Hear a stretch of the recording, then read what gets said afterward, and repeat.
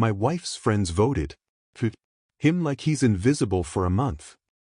If he gets the message. Week 2. Came home to find all my things gone and a note on the counter. Invisible means. Gonna start week 2. That's how long it took her to realize I wasn't playing long. The first call came at 11:07 p.m. Her name lit up my phone, but I just watched it ring. The vibration hummed against the counter like a heart on life support. By 11:10 she was calling again.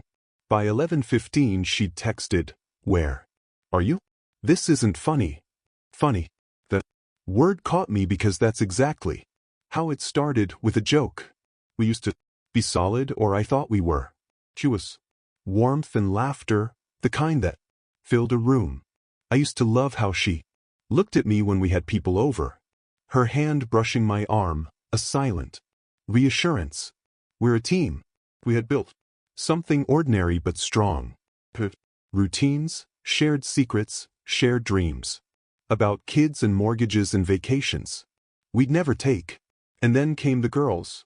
Night crowd, her coworkers, her book club, whatever they called themselves. They drink wine and laugh about their husbands. It didn't bother me at first. Everyone vents. But over time, the tone shifted. She came home different, detached, like she'd been rewired. Somewhere between the Chardonnay and the group chat. It started small, ignored. Texts, delayed answers, that far away stare when I spoke.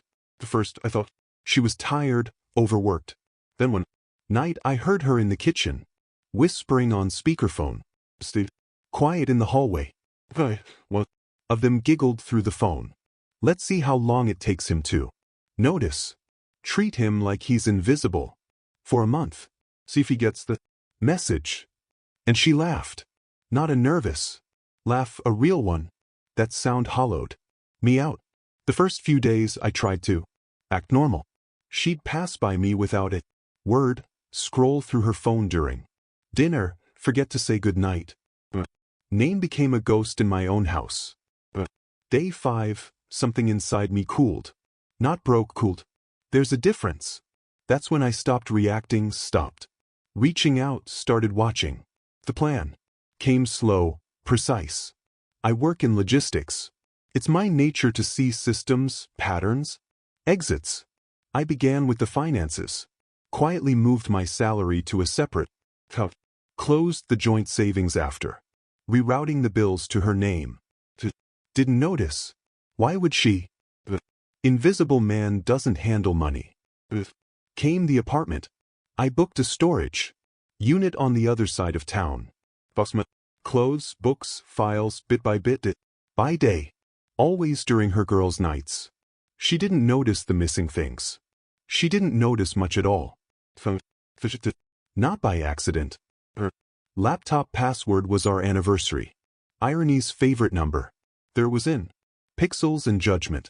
Screenshots of their invisibility challenge. Bets, even a poll. Day 12. Still no reaction. Maybe he'll finally take the hint. Girl, he's clueless. Never notice until it's too late. And then, hers. Maybe that's the point. That line burned itself into me. So I gave her what she wanted. On the 14th day, I left work early, packed the last of my things, wiped my presence from the place. Like a ghost cleaning up after himself. The only thing I left behind was the plain white paper, black ink, centered on the kitchen counter. Invisible, gone. Then I turned off my phone, dropped it in a drawer at a motel. 2 towns over, and disappeared. Her first call came at 11:07 p.m., then 11:10, then 11:15. By midnight, there were 12 missed calls, 6 voicemails, and a string of texts that swung from confusion to panic. Where are you? This about the joke? Please can we? I'm sorry. It wasn't supposed to be serious, but silence was the only reply she'd get. By week 3, mutual friends started reaching out.